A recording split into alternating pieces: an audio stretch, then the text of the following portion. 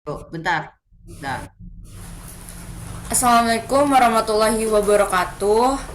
Kami dari kelompok 4 akan mempresentasikan penerapan HACCP pada proses produksi yogurt dan memberikan manfaat juga fungsi dari ISO 99001 atau ISO halal.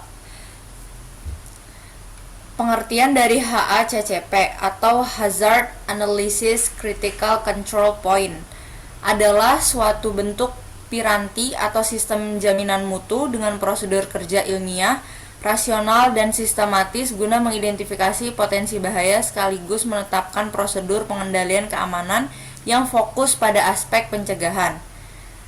HACCP sebenarnya digunakan sebagai berbagai bidang industri, namun yang paling sering yaitu pada industri pangan atau makanan. Tujuan dari HACCP sendiri yaitu bersifat sangat penting guna mengawasi peredaran produk makanan yang kian variatif. HACCP hadir tidak lain hanya untuk membantu masyarakat dan pelaku industri dalam pengawasan jaminan mutu dan standar keamanan produk. Tujuan dan sasaran HACCP adalah memperkecil kemungkinan adanya resiko bahaya yang bisa saja terjadi akibat adanya kontaminasi mikroba patogen, atau setidaknya bisa memperkecil potensi mikroba patogen untuk tumbuh dan berkembang. Pada dasarnya ada 7 prinsip penting yang harus diperhatikan dalam menerapkan sistem HACCP sesuai dengan rekomendasi dari pihak NACMCP atau National Advisory Committee on Microbiological Criteria for Foods tahun 1992 dan CAC Codex Alimentarius Commission tahun 1993. 7 prinsip HACCP yaitu yang pertama, analisis bahaya atau hazard analysis, bertujuan untuk memastikan bahwa semua aspek yang ada selama proses produksi, mulai dari bahan baku, alat, dan lainnya dalam kondisi aman. Yang kedua, identifikasi dan penentuan titik kendali kritis atau CCP. Titik kendali kritis didefinisikan sebagai suatu titik lokasi tahapan dalam proses yang harus diawasi atau dikendalikan. Yang ketiga, ada penetapan batas kritis yang telah teridentifikasi. Sederhananya, batas kritis ini adalah kriteria yang digunakan untuk quality control. Yang keempat, ada penyusunan prosedur pemantauan CCP. Yang kelima, menetapkan tindakan koreksi bila terjadi penyimpangan atau deviasi pada batas kritis. Yang keenam, yaitu menetapkan prosedur verifikasi atau untuk menguji kebenaran. Yang terakhir atau yang ketujuh, yaitu melaksanakan prosedur pencatatan dan penyimpanan data, record keeping.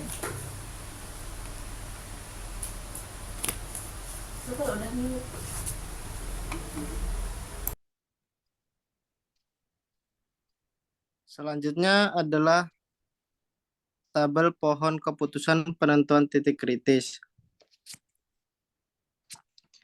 yaitu dari lakukan modifikasi tahapan, kemudian adakah tindakan pencegahan, ya, tidak, lakukan modifikasi tahapan, ya, tidak, bukan CCP, berhenti. P2, apakah tahapan dirancang spesifik untuk menghilangkan atau mengurangi bahaya yang mungkin terjadi sampai level yang diterima? Tidak. Ya, ke CCP. P3, dapatkah kontaminasi dengan bahaya yang diidentifikasi terjadi melebihi tingkatan yang dapat diterima, atau dapatkah ini meningkatkan sampai tingkatan yang tidak dapat diterima? Iya. Akankah tahapan berikutnya menghilangkan atau mengurangi bahaya yang teridentifikasi sampai level yang dapat diterima? Tidak, bukan CCP, berhenti. P4, ya, bukan CCP, berhenti. Tidak, CCP.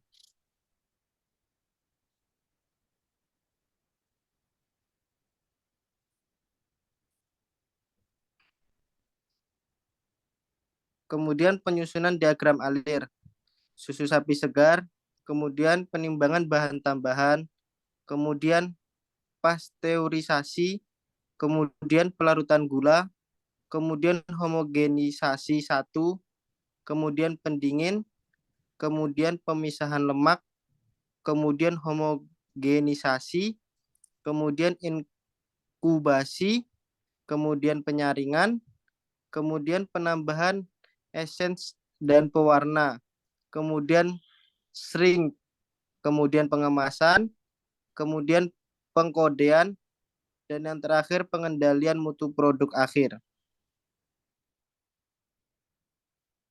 Penjelasan dari ISO 9901, pengertian dari ISO 9001 tahun 2015 adalah standar yang menetapkan persyaratan untuk sistem manajemen mutu. Standar ini membantu bisnis dan organisasi untuk menjadi lebih efisien dan meningkatkan kepuasan pelanggan. Sebuah versi baru dari standar ISO 9001 tahun 2015 baru saja diluncurkan, menggantikan versi sebelumnya menjadi ISO 9001 tahun 2008. Standar ISO ditinjau setiap 5 tahun dan direvisi jika diperlukan. Ini akan membantu memastikan bahwa standar ini merupakan alat yang berguna untuk pasar. Tantangan yang dihadapi oleh bisnis dan organisasi saat ini sangat berbeda dari beberapa dekade yang lalu, dan ISO 9001 telah diperbarui untuk mengambil lingkungan baru ini ke rekening. Misalnya, peningkatan globalisasi telah mengubah cara kita menjalankan bisnis dan organisasi sering beroperasi sebagai rantai pasokan yang lebih kompleks daripada yang mereka lakukan di masa lalu. Selain itu, ada harapan dari pelanggan dan pihak berkepentingan lainnya meningkat, dan dengan lebih banyak akses ke informasi, masyarakat saat ini lebih luas memiliki suara yang lebih kuat daripada sebelumnya. Perubahan yang paling mencolok untuk standar terbaru adalah memiliki struktur klausul baru. ISO 9001 tahun 2015 secara keseluruhan telah Sorry, mengikuti bentar. Kita salah. Ini 9001. Kan harusnya 9901.